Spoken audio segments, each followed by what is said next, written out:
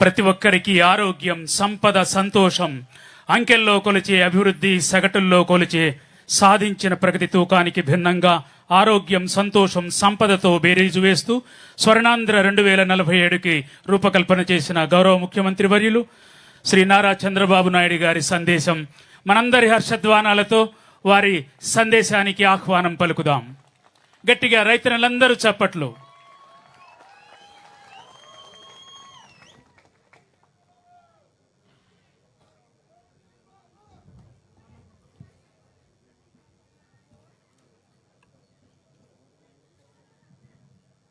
రైతు సోదరి సోదరులందరికీ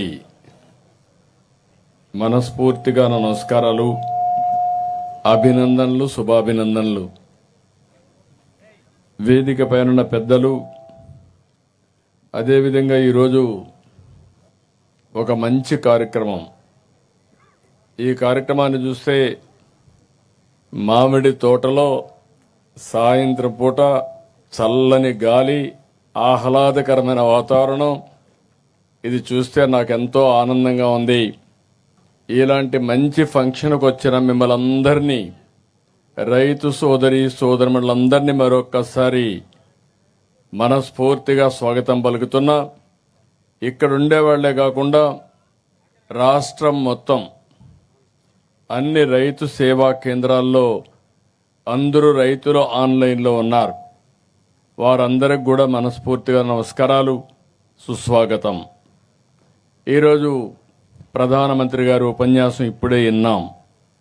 ఈరోజు మీరు చూస్తే అన్నదాత సుఖీభవ, పిఎం కిసాన్ 3వ విడత. ఈ కార్యక్రమంలో అటు ప్రధానమంత్రి గారిని చూస్తే అస్సాంలో ఉండి దేశం మొత్తం అందరి అకౌంట్లో డబ్బులు ఇదే సమయంలో పడిందంటే అది టెక్నాలజీకి ఉండే మహిమ. అదే సమయంలో కేంద్రం ఇవ్వాల్సిన డబ్బులు అక్కడ రిలీజ్ చేస్తే మనం ఇక్కడ రిలీజ్ చేశాం.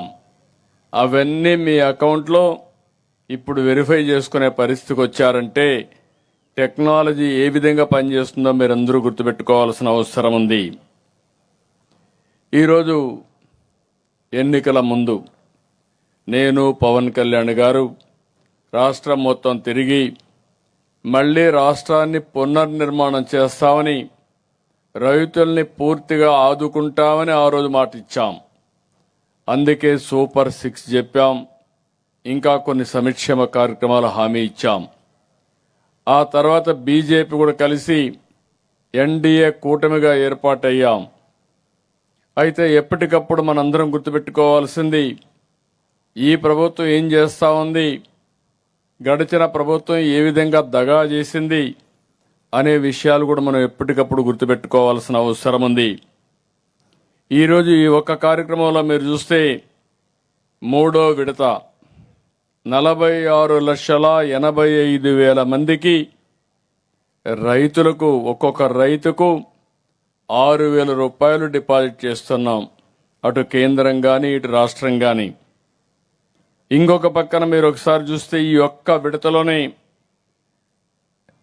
రాష్ట్ర ప్రభుత్వం మొత్తం కలిసి 2,676 కోట్ల రూపాయలు మీ అకౌంట్లో వేశాం. ఇందులో రాష్ట్ర వాటానే 1,874 కోట్లుంది. మొదటి విడతలో 700 రూపాయలు, రెండో విడతలో 7,000 రూపాయలు, మూడో విడతలో 6,000 రూపాయలు.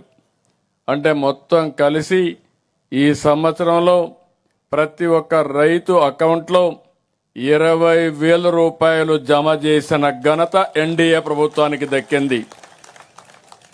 ఈ విషయం రైతులందరూ కూడా గుర్తుపెట్టుకోవాల్సిన అవసరం ఉందని విజ్ఞప్తి చేస్తున్నా.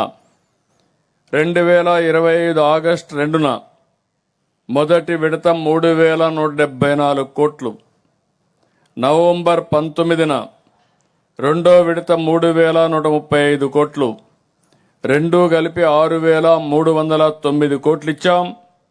మూడో విడత 2,676 కోట్ల రూపాయలు మీ అకౌంట్లో వేశాం. మొత్తం కలిసి ఈ సంవత్సరం 8,985 కోట్ల రూపాయలు రైతులకు ఇచ్చిన ఏకైక ప్రభుత్వం ఎన్డీఏ ప్రభుత్వం అని చెప్పి కూడా నేను మీకు తెలియజేసుకుంటున్నా.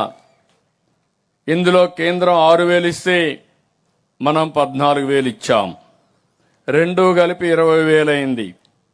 అదే గడిచిన కాలంలో 7,500 రూపాయలు ఇచ్చి మిగిలిన అన్ని కార్యక్రమాలు కూడా ఆ రోజు ఎగ్గొట్టే పరిస్థితికి వచ్చారు. ఈరోజు ఈ ప్రభుత్వం 7,500 నుంచి 14,000 చేశాం. అదే సమయంలో టెక్నాలజీనే కాకుండా అన్ని విధాల రైతుని ఏ విధంగా ఆదుకోవాలనో అన్ని విధాల ఆదుకోవడానికి ముందుకు పోతున్నామని చెప్పి కూడా నేను మీకు తెలియజేసుకుంటున్నాను. ఇవన్నీ మీరు ఒకసారి చూస్తే ఈరోజు రైతు అనేది, నేను కూడా ఒక రైతు బిడ్డ, నేను కూడా ఒక మధ్యతరగతి కుటుంబంలో పుట్టి అంచెలంచెలుగా ఎదిగి ఈరోజు ఈ స్థాయికి వచ్చాను. నేను ఎప్పుడు కూడా వ్యవసాయం మీద నాకు ఎక్కువ కమిట్మెంట్ ఉంటుంది. దానికి కారణం నేను కూడా రైతు బిడ్డని. నేను పుట్టిన ఈ కుటుంబాలు ఎవరు కూడా ఇబ్బందుల్లో ఉండకూడదనే ఉద్దేశంతోనే అనునిత్యం మీకు నేను అండగా ఉన్నానని మరొక్కసారి విజ్ఞప్తి చేస్తున్నాను. సమైక్య ఆంధ్రప్రదేశ్లోని వ్యవసాయానికి ప్రత్యేకమైన బడ్జెట్ పెట్టించాం. ఈరోజు మీరందరూ గుర్తుపెట్టుకోవాల్సిన అవసరం ఉంది. కృష్ణా జిల్లాలో నీళ్లు సరిగా రాకపోతే పంటలు సకాలంలో పెట్టలేకపోయాం. ఆ సమయంలో ఓసారి నీళ్లు లేటుగా రావడం, నీళ్లు లేటుగా వచ్చిన తర్వాత పంటలు పెడితే అనేక సార్లు తుఫాన్లో ఆ పంటలు చిక్కుని రైతన్న చాలా ఇబ్బంది పడే పరిస్థితికి వచ్చారు. ఆ రోజు నేను ఒకటే ఆలోచించాను, ఏ విధంగానైనా సరే మీకు న్యాయం చేయాలని పోలవరం ప్రాజెక్టు వస్తున్నా, పోలవరం ప్రాజెక్టు వచ్చే మునిపే పట్టసీమ పెట్టి పోలవరం ద్వారా ఆ నీళ్లు, గోదావరి నీళ్లు కృష్ణా జలాలకు కలిపిన ఘనత ఈ ప్రభుత్వాన్ని. దీనివల్ల ఈరోజు మీరు ఒక్కసారి ఆలోచిస్తే మామూలు తుఫాను కంటే ముందే పంటలు వెంటగడుతున్నారు. అదే మాదిరిగా ఆక్వాకల్చర్కు నీళ్లు పుష్కలంగా ఇవ్వగలుగుతున్నాం. ఇవన్నిటి వల్ల కృష్ణా జిల్లాలో, కృష్ణా డెల్టాలో ఏదైతే వ్యవసాయం సుస్థిరమైంది, మనకి ఇవన్నీ ముందుకొచ్చే పరిస్థితికి వచ్చాం.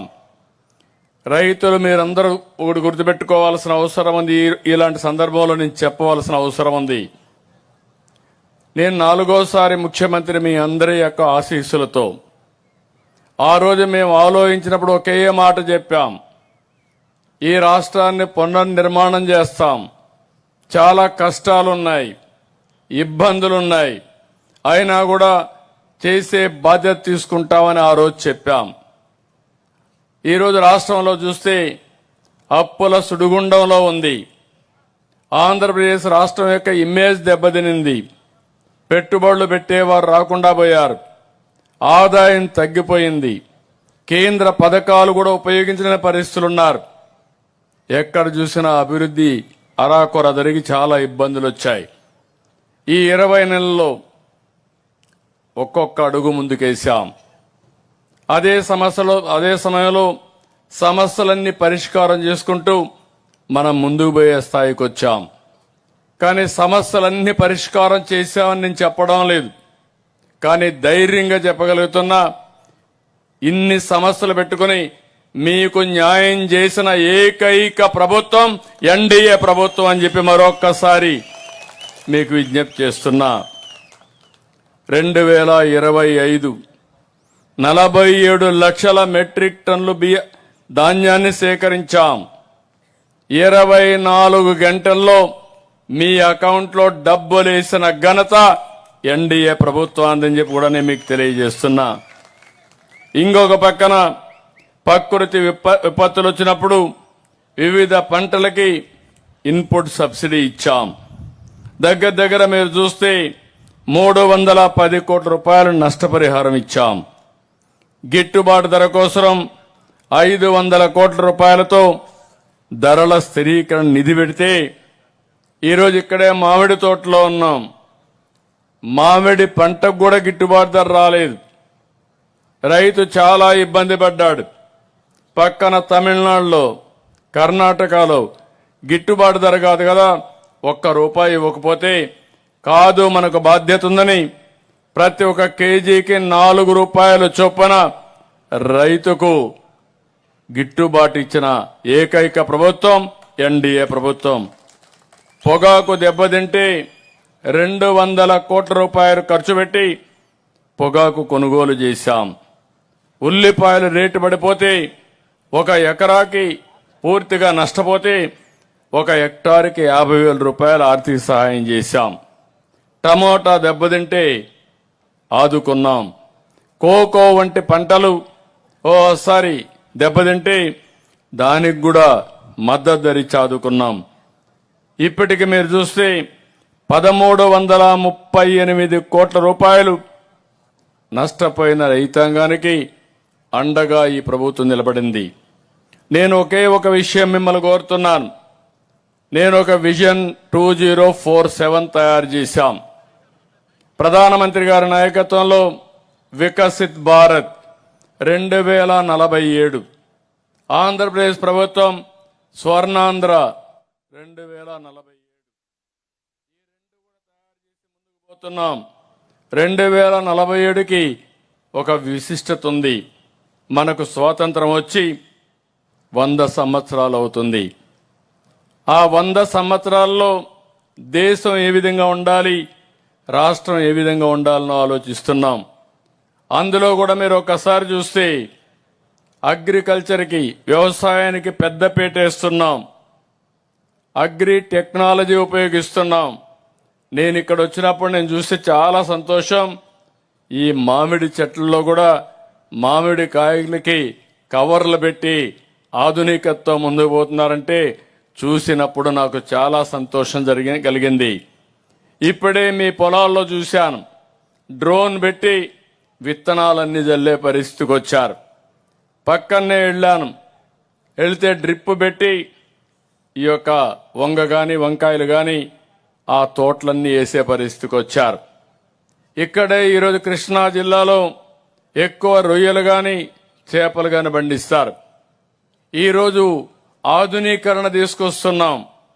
దీనివల్ల మీరు ఒక్కసారి చూస్తే అంత మునుపంతా కూడా మీరు చాలా ఇబ్బందులు పడ్డారు.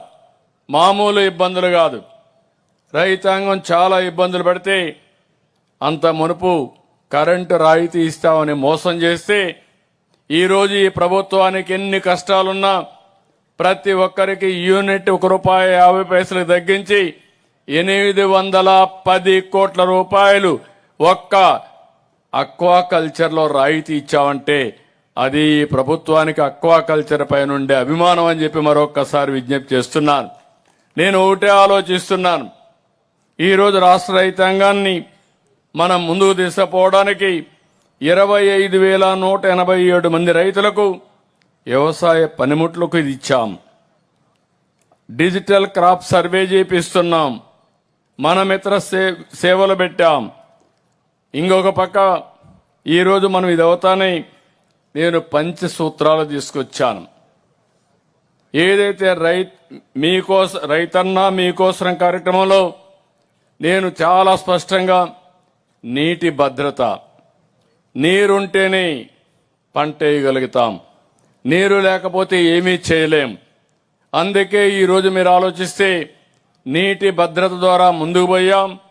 ఈరోజు ధైర్యంగా చెప్పగలుగుతున్న మన రిజర్వాయర్లో కానీ అదే మాదిరిగా చిన్న చిన్న చెరువుల్లో కానీ 65% నీళ్లు ఖరీఫ్ వాడుకున్న తర్వాత, రబీ కూడా కొంతవరకు వాడుకున్న తర్వాత ఈరోజు నిల్వలున్నాయంటే అది ఈ ప్రభుత్వం యొక్క దూరదృష్టిని మరొక్కసారి మీ అందరికి విజ్ఞప్తి చేస్తున్నా.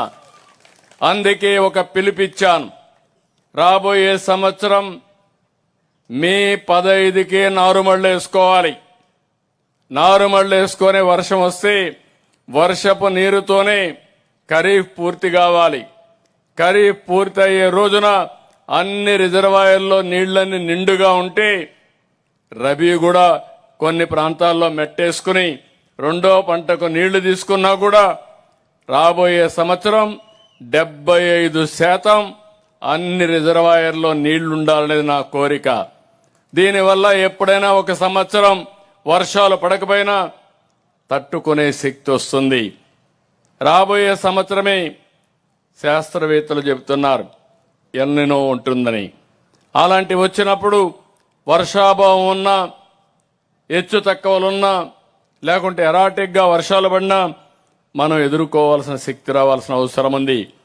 భూగర్భ జలాలు పెంచాం, ఎక్కడికక్కడ వాటర్ కన్జర్వేషన్ స్ట్రక్చర్స్ కట్టాం.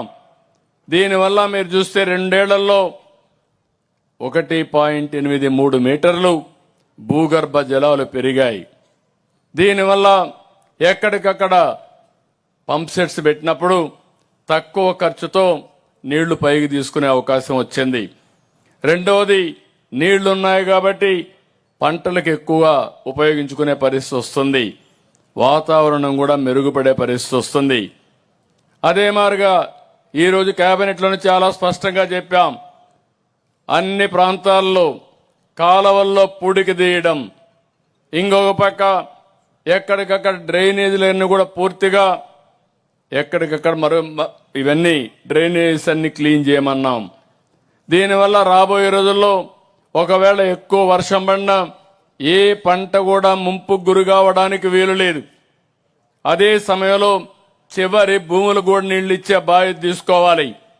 సాగునీటి సంఘాలు పెట్టాం, ఎన్నికలు పెట్టాం, ఎంపిక చేశాం. సాగునీటి సంఘాలకు ఇంకొక బాధ్యత కూడా చెప్పాను.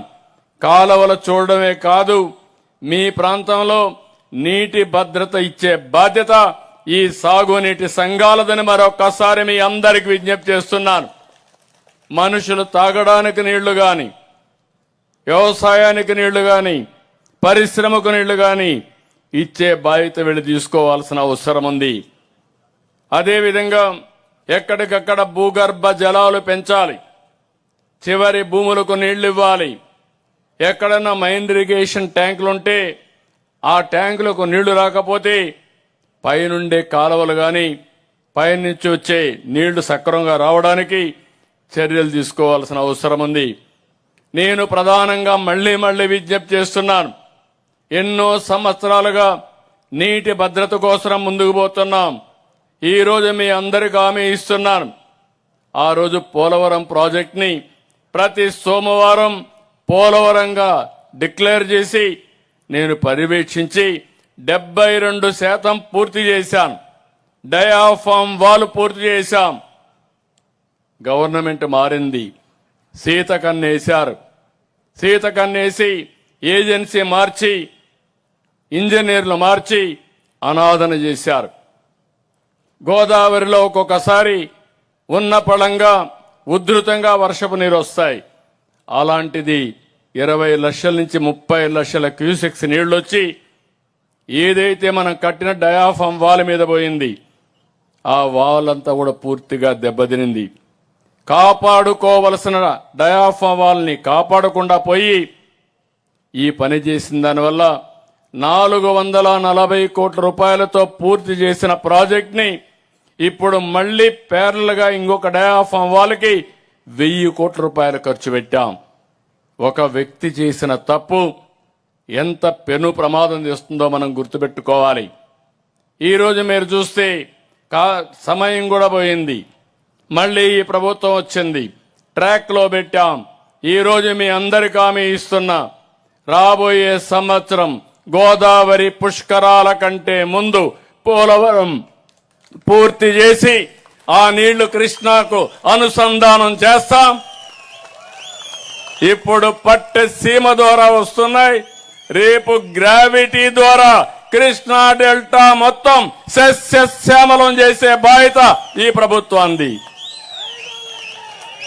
ఒక పట్టుదలతో పనిచేస్తున్నాం, ముందుకు తీసుకెళ్తున్నాం. నేను రైతులందరినీ ఒకటే కోరుతున్నా, నిన్న చూశారు, నిన్న మొన్న 10 గంటలు కలెక్టర్స్ కాన్ఫరెన్స్ పెట్టుకున్నాం. ఈరోజు మళ్లీ కేబినెట్ మీటింగ్ పెట్టుకున్నాం. నేను కూడా ఒక మాట చెప్పేసి వెళ్ళిపోవచ్చు, లేకుంటే ఉపన్యాసాలు ఇచ్చేసి వెళ్ళిపోవచ్చు. ఉపన్యాసాలు ఇచ్చి వెళ్ళిపోతే పనులు అవ్వవు. కానీ ఈ ప్రభుత్వం చాలా స్పష్టంగా ఆలోచించి అన్ని విషయాల్లో అందరికీ స్పష్టత ఇచ్చి ఎక్కడికక్కడ ఫలితాలు రాబట్టాలని చూస్తున్నాం. అందుకే నేను మిమ్మల్ని అందరినీ కోరుతున్నాను, ఈరోజు మీ అకౌంట్లో డబ్బులు వచ్చింది, మీరందరూ అకౌంట్లో ఒకసారి చూసుకోండి. మీ ఫోన్లో ఇప్పటికే వచ్చి ఉంటుంది. వచ్చిందా లేదా?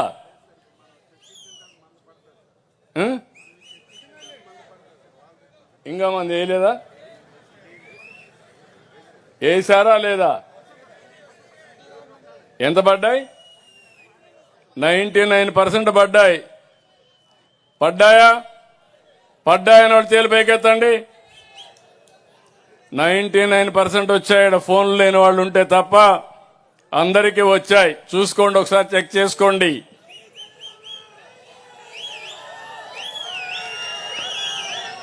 రాష్ట్రంలో ఉండి ఇప్పటికీ మీరు గుర్తుపెట్టుకోవాల్సింది, రాష్ట్రంలో ఉండే 46,85,000 మంది రైతు అకౌంట్లో 99% పైన మీ అకౌంట్లోకి డబ్బులు పడిపోయినాయి.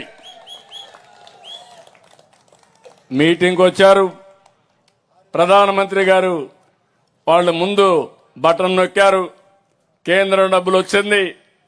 ఆ మీటింగ్ అవుతాన్ని మనం బటన్ నొక్కాం, మన డబ్బులు కూడా మీ అకౌంట్లోకి వచ్చాయని చెప్పి నేను మీకు తెలియజేస్తున్నా. దీంతో నేను ఆగడం లేదు, రైతాంగాన్ని సిద్ధం చేయాలనుకుంటున్నాను. నేను చెప్పిన 5 పాలసీల్లో రాబోయే వారంలో 6 రోజులు